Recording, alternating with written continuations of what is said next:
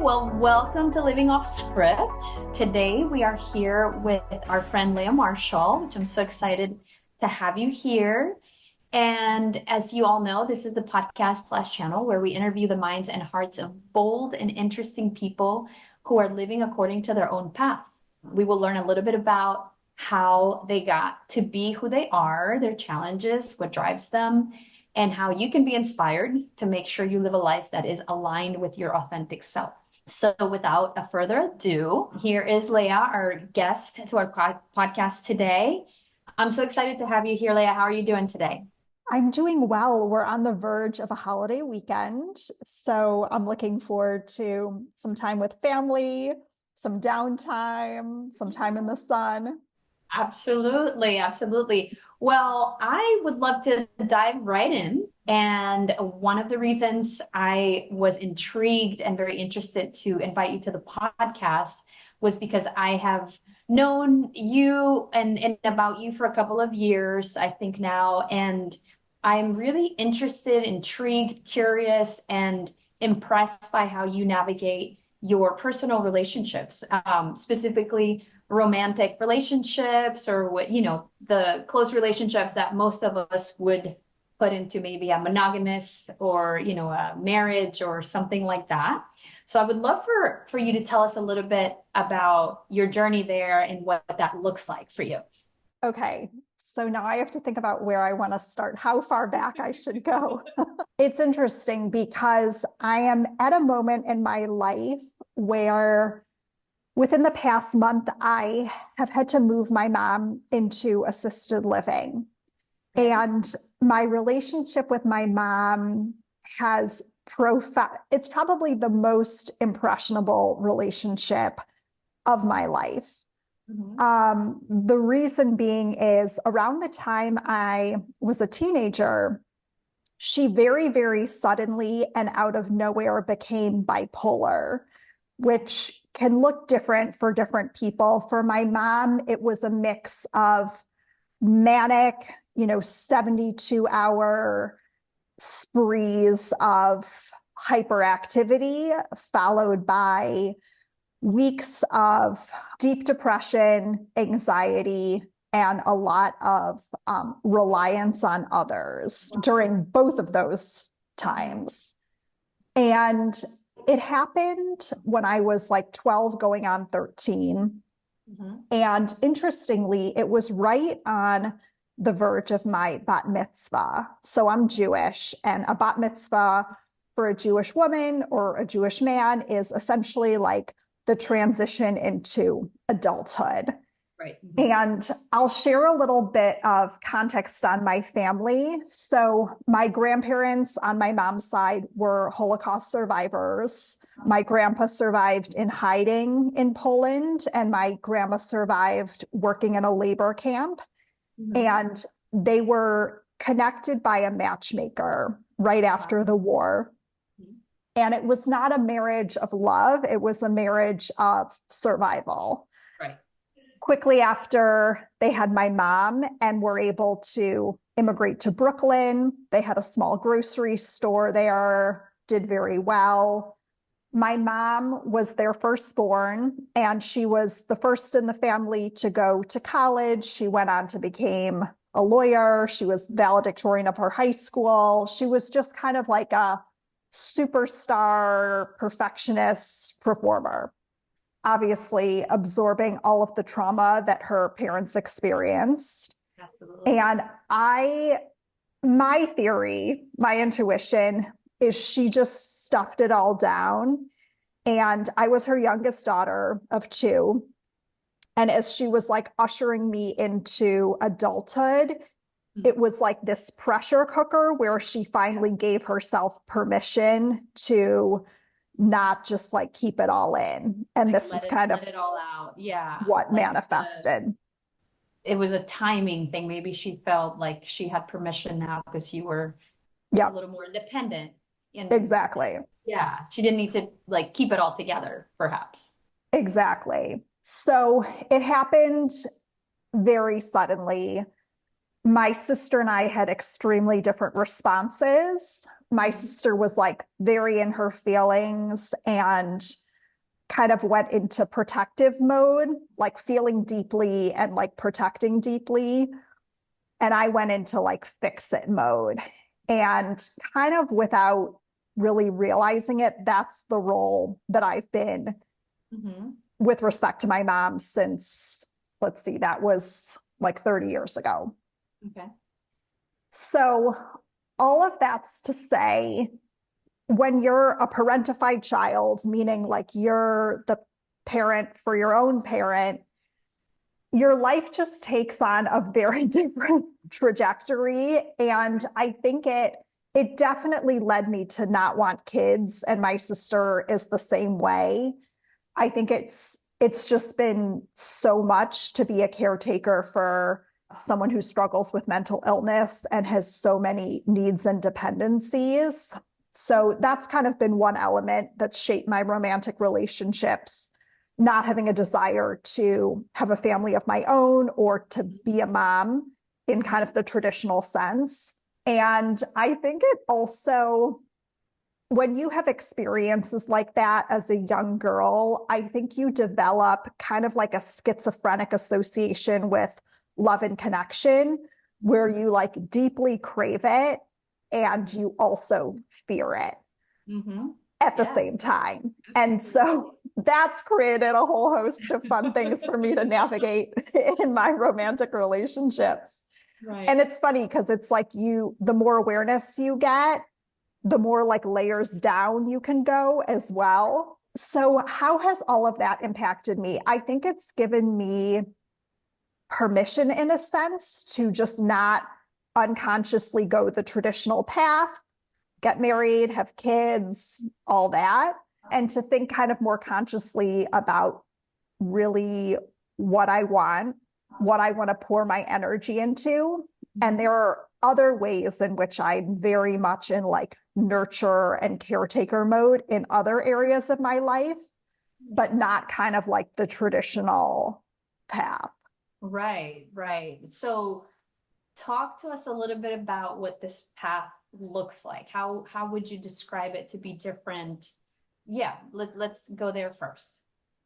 I think for me, community is incredibly important to me. And I'm extremely intentional about cultivating community and creating community in my life. So the creating community has really been in the form of the Esther Perel discussion group, which I started about 7 years ago. I was at a conference. Esther Perel was the closing speaker. She ended her talk with, in dating and relationships, we're often picked for a role that we didn't audition for, which in hearing my story, I'm sure I'm sure you're making the connection. And I had experiences in romantic relationships where I was picked for a role that I didn't audition for and vice versa. And that line just like struck such a strong chord. And I wanted to talk about it with others. Mhm. And I have a lot of great friends, but I think relationships and talking about relationships are kind of an acquired taste. Like you're either into it or it's like, why would I talk about that? That's like weird. So I founded this group and it's grown exponentially. I think we're over 16,000 members from across the globe at the moment.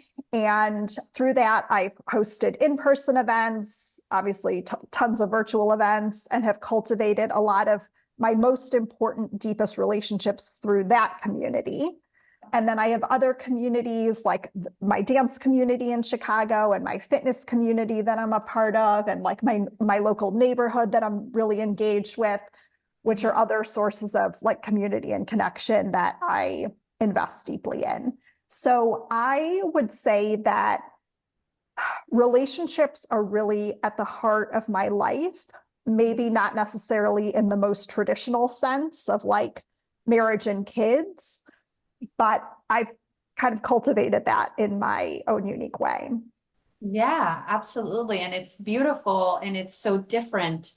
I love the intentionality around making sure, I mean, you have such a deep understanding, of course, of your past and how it affects your decisions, your present, what you want, potentially what you don't want, which is amazing because oftentimes I think people audition for those roles or go into those roles. What is it again? You go into the role that you didn't audition for. Yeah.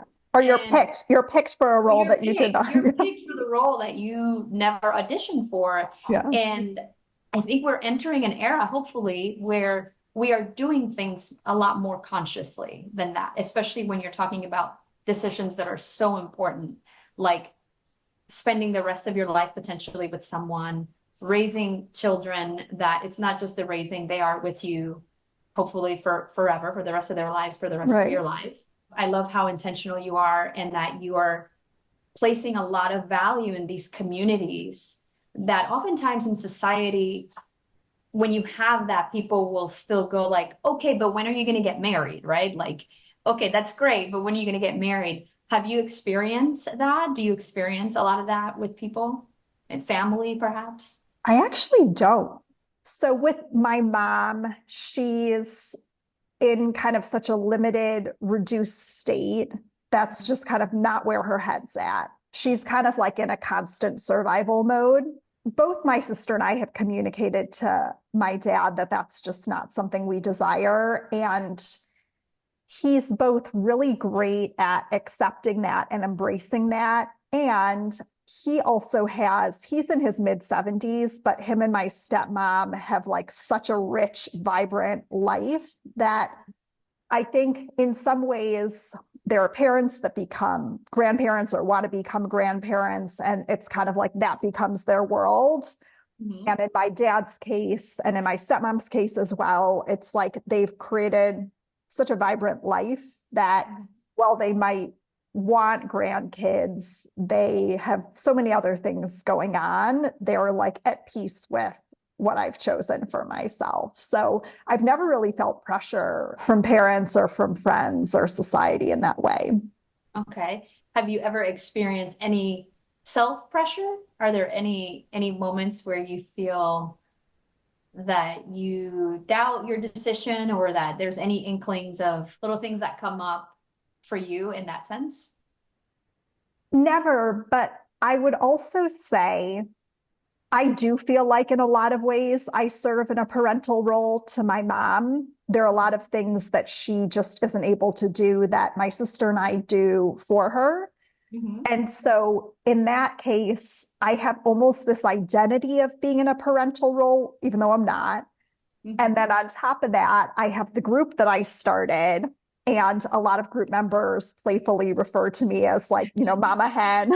I do some dog sitting, and I've been like the longtime sitter for a couple of different families, and have known these different dogs for years upon years. And in that sense, like that's a very nurturing, caretaking role. So I've kind of designed my life so I get those needs met, those kind of caretaking, nurturing, maternal roles, but just in non-traditional ways. Non-traditional ways. That's wonderful. It's such a great perspective to have. It's a great perspective because sometimes in our society we can be reduced to that motherhood is the only way to fulfill that, those nurturing needs. The same thing, you can only love, this one partner that is your husband or, a long-term partner. And so I think the perspective is great. So in regards to your romantic life, if I can ask, what does that look like for you, those needs? How do you meet those needs? Yeah. So about 4 years ago, I started diving into polyamory. I kind of accidentally stumbled upon it through just like a dating faux pas, I'd call it. I had matched with someone on a dating site, and I am not I don't feel attraction visually. Mhm. I'm a very demisexual, sapiosexual person. So I feel it through the conversation. And so it's like if you're attractive enough, great. I'm not like swiping through all of your pictures. Like if the first one's good, like, let's see what Right. happens. So I connect with this guy, we start chatting and have a lot of things in common, and just like the conversation was flowing and feeling really nice. And so after that, I looked at the rest of his pictures and realized that his girlfriend was in them. So he identified as polyamorous. They were trying to open up in the very early stages of opening up, but attempting it. And so, long story short, I got introduced to the idea of polyamory through that connection and have been exploring it ever since. There are some things about it that I think are a really great fit for me. And there are some things about it that I think are more challenging for me. And so I'm still kind of navigating and negotiating that. But what polyamory has meant to me is it's kind of opened my ideas to this idea that I bought into where you don't have to follow this like societal script. Like there are things that you can do, like even the concept of like the living apart together relationship model, which is often referred to as LAT, L-A-T, like this idea that you don't necessarily have to like share a domestic partnership and can still have like intimacy and connection. Like that's something that I'm drawn to. And other concepts from polyamory, like really looking at what are you looking to experience through the connection? Is it more emotional? Is it more in terms of like an activity partner or like a domestic partner or, you know, whatever it might be, a shared like financial partnership, you know, co-parenting. And so really being thoughtful about like, what are you looking to experience through the connection? And be expressive about that with your partner and learn what they're looking to experience and kind of like design a relationship from there. Concepts like that I've learned through the various poly discussion groups that I'm a part of and communities that I'm in, that's been really meaningful as well. Right. Yeah. And again, it's just such an eye-opening discussion and giving so much perspective to, in our society, a lot of the times we go into those relationships and we never really think about those things that you mentioned, right? Do we want to live together? It's kind of assumed. Yeah, right. People assume we're going to get together. Eventually, we're going to live together, and that's just the way it is, right? And the same thing with activities. It's like we think, okay, we have a partner, which must mean this will be my activity partner for all of the things. Yeah. And it's wonderful to be so conscious, so mindfully thinking about, is this actually, are we even a good fit for this, to live together? Because oftentimes once you start living with someone, things can, get a little tense, even when you love each other very much. And, are you good living together? Are you aligned? And so I do think it's such a great process to even look, kind of break down relationships to those levels and say, you know, what is it that I want in this particular relationship with this person, right? Is it all of Yeah. it? Is it one thing? And there's a great tool called the relationship smorgasbord. If Uh-huh. you Google it, you'll find it. It's like a visual graphic. And it Mhm. basically breaks down different needs that people get through relationships and kind of bullets out within those needs. So, like, for example, physical intimacy, Mhm. or is it like a sensual connection that you're looking for? Is it more of like power dynamics or BDSM or kink or exploring fantasies? Like bullets out kind of at a more granular level within those so you can have those conversations. And I think there's so much value in that. Absolutely. Absolutely. There's so much depth too, Mhm. because oftentimes also the traditional route will take you only to a certain level of intimacy in the relationship. And I'm not just talking about the physical Right. intimacy, but in all levels, because we reach this point where we're like, okay, we're living together, we're kind of sort of sharing finances in some Mhm. way. Mhm. We do everything together. And then you get to a point where it's kind of a little bit stale, or you hit a plateau where you don't know where to go to get deeper with Mhm. your connection with that person. So I love that you brought that up. So, as far as where you are right now, I know you mentioned there were some things that were definitely very aligned for you that you really appreciated and enjoyed. And then what are some of the things that are still kind of challenges that you're dealing with that you're not sure if, poly, for example, is for you? Yes.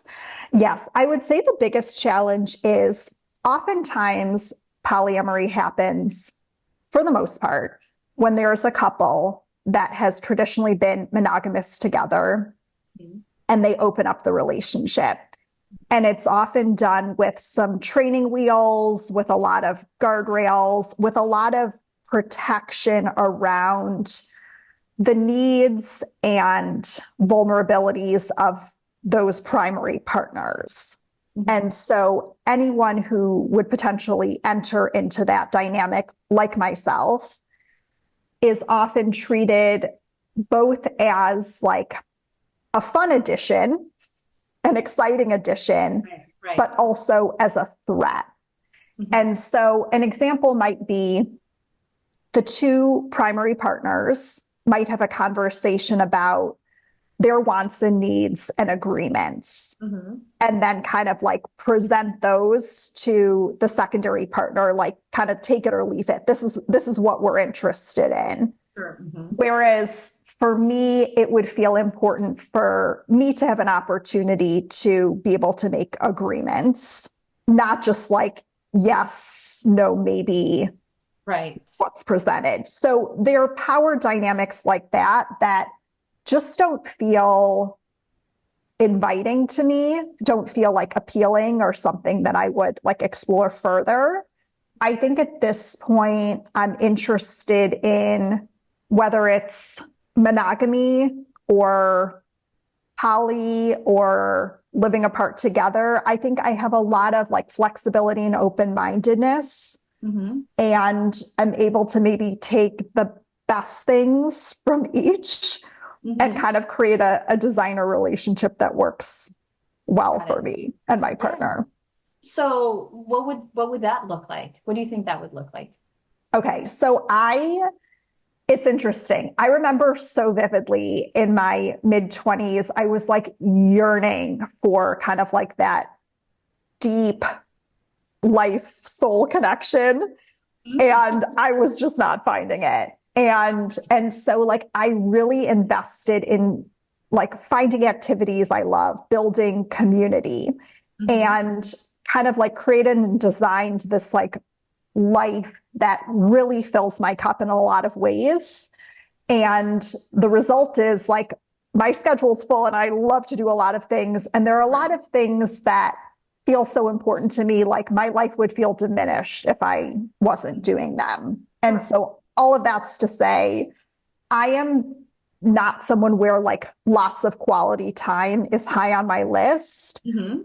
For example, designing a life where there's space for me to like do all the things that fill my cup, Sure. whether that's like workouts or dance classes or listening to the podcasts I love or like moderating the Esther Perel discussion group. So that's something that's maybe a little untraditional that's important to me. I love having my own space. Mhm. I am pretty sure that that's my preference over sharing a domestic experience with someone. Mhm. So someone Mhm. who, and I know there are a lot of people that like deeply crave having a partner to share a domestic experience. So someone who's like a little more open-minded to that, I think would work well for me. Someone who is interested in navigating through conflict is not something I've yet experienced, but something I'm looking forward to experiencing. Okay. It's something that I do well like in a lot of areas of my life, work, Mhm. friends, but haven't found that romantically yet. Mhm. Mhm. Got it. So the what you're referring to is potentially someone that is willing to lean in really hard in working on being able to navigate conflict in a relationship, and you find that that's something that hasn't really presented itself.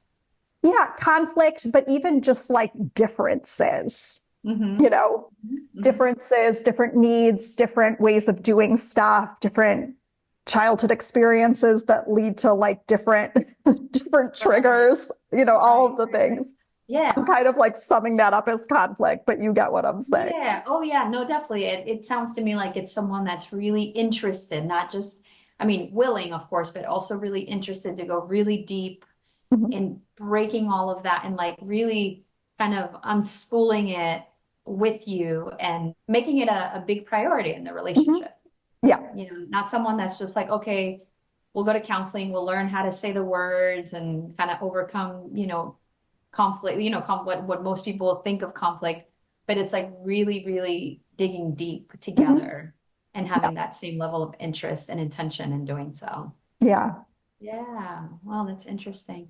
So tell me a little bit about what you feel are like some of the challenges that you've experienced, if any. I mean, I'm sure there have been challenges with choosing the lifestyle that you've chosen, the choices that you've made. What are the greatest challenges that you feel you face in our society? That's an interesting question. I guess I don't really think of my life in those terms. The greatest challenges that I faced in choosing the lifestyle I have, I guess maybe the biggest challenge is you really have to invest in kind of building it for yourself. Mhm. So, whereas with like a more traditional path, you enter into a marriage, buy a home, have kids. There's a lot that's just kind of automated with that process. Like Mhm. you have kids, so meet other parents on the block who have kids and you befriend them and they have play dates. And, it's like there's kind of an automated quality to that because it's kind of the standard and the norm. Mhm. Whereas, like, for example, with me, I moved during the pandemic, not far, like kind of Mhm. just, about a mile away, but in a new neighborhood. And I wanted, like I said, community is like something I really value. And Mhm. I always invest in creating. And so getting involved with like seeking out the community organizations to get involved with, signing up to volunteer, engaging, making that effort to like cultivate relationships with people I meet through those various events kind of comes naturally to me. It's something like I like and I care about. Sure. So it hasn't been a huge challenge, but it's definitely been, I've had to be very intentional about it. Right. It's not Yeah. as you mentioned, not as automated. It doesn't Not happen right. Right. as Mm-hmm. naturally as some other connections that happen just because the lives look very different or similar, sorry, and you're kind of doing things in the same timeline or people are in the same phase of life, so that alone brings you together. Whereas for you, it's definitely more intentional. You've had to be a little bit more intentional, and yeah, it's just not something that happens so automatically. Yeah, there's a term called the relationship escalator, which is kind of the path I just described.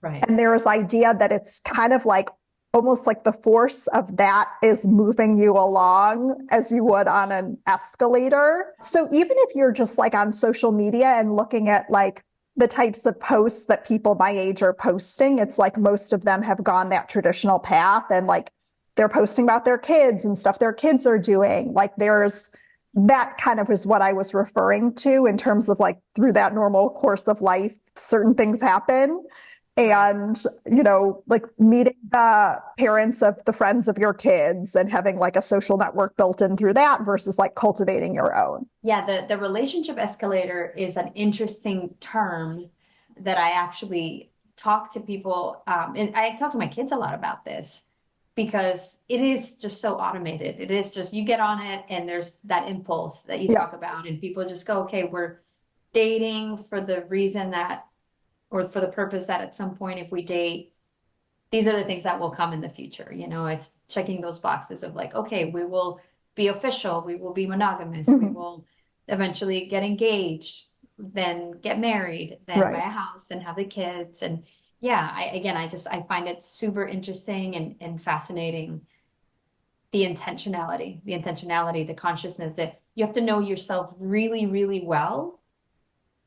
And that's hard work sometimes when we really get down to thinking very hard, do I really want to share my space with someone? Is that something that I'm really going to enjoy? Or is it Mhm. something that I really don't want to give it up? I love living alone. I love having, even your decor, your own decor that Mhm. someone may not enjoy. And then you have to kind of compromise and, things like that.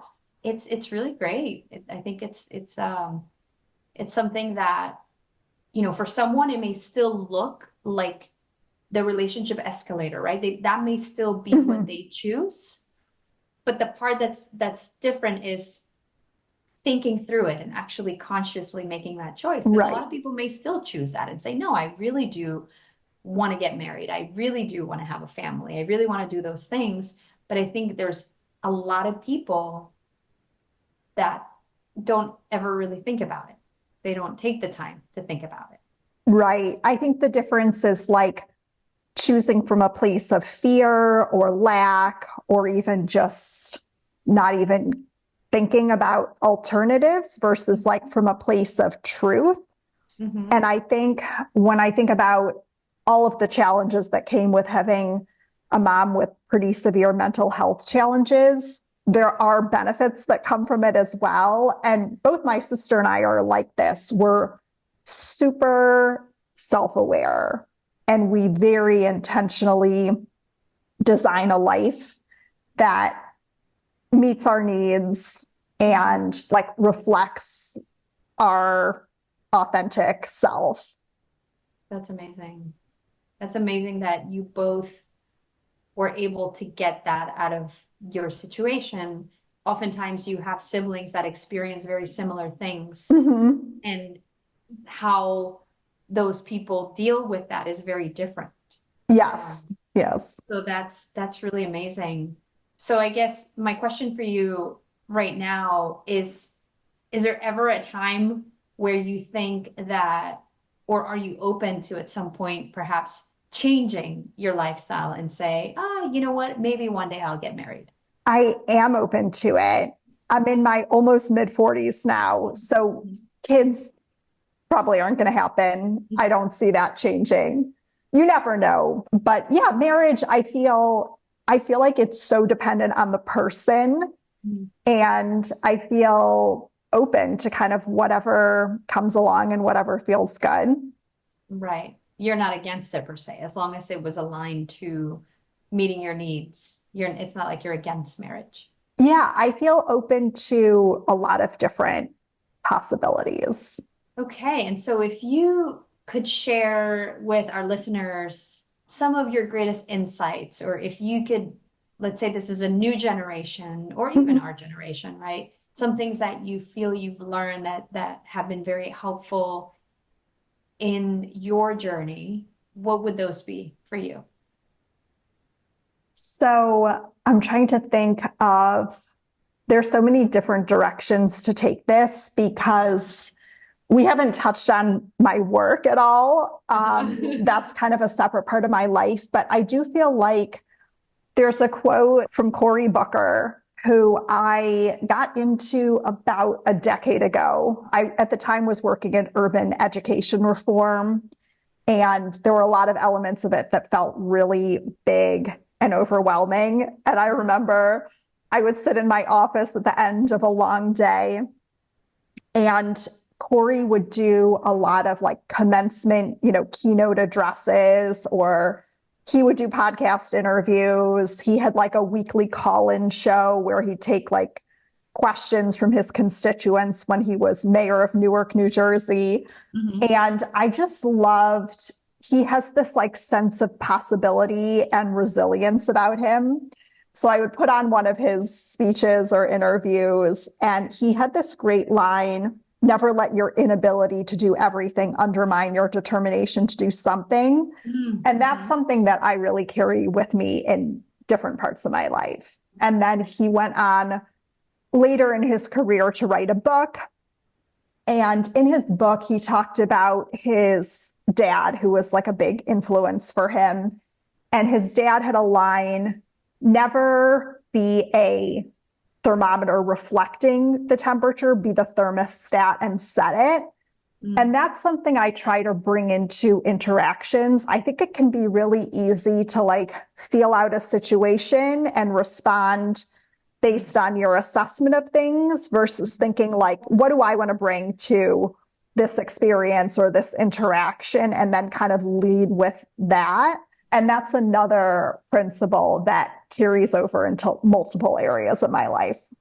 Wow, that's beautiful. I love it. So it's the ability to not react. It's not being reactive, Mhm. which could apply to what we talked about, even reactive to the relationship escalator or Hmm. reactive to what society potentially is expecting of you, Yeah. rather how do I want to show up, Hmm. and again, that consciousness, that intentionality of you're the one that's going to set the temperature. You're the one that's going to, dictate what happens in your own life. It's Right. not, life doesn't necessarily happen to you.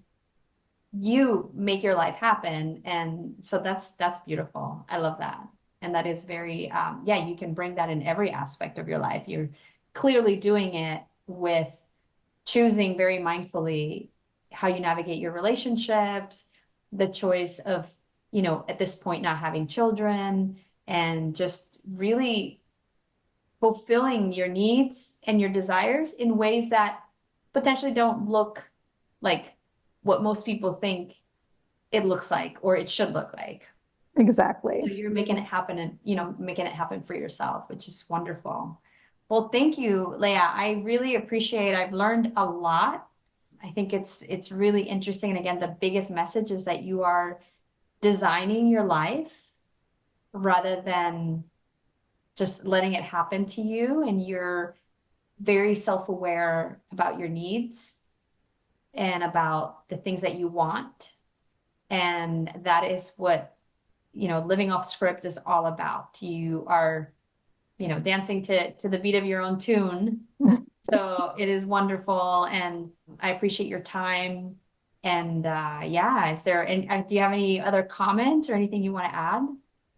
Yeah, if any listeners are interested in psychology or relationships, or even just like hearing other people share really vulnerably and insightfully about theirs, definitely check out our community, the Esther Perel discussion group on Facebook. We'd love to have you join us. Yes, and I'm part of that discussion. I'm part of that group, Mhm. and I have learned so much about relationships. And I thank you for having that community because it's very, very insightful. And I know, I speak for myself, but I know so many members are able to rely on that community for feedback, for insight, for support. And it really has made a big difference in their relationships and how they navigate them. So thank you for doing that. That is amazing. Thanks again for having me.